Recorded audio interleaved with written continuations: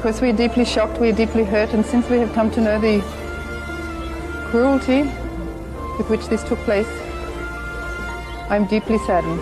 And still my prayer and desire is that these people who took my husband's life will be touched by that same love so that they will never do this to any other person.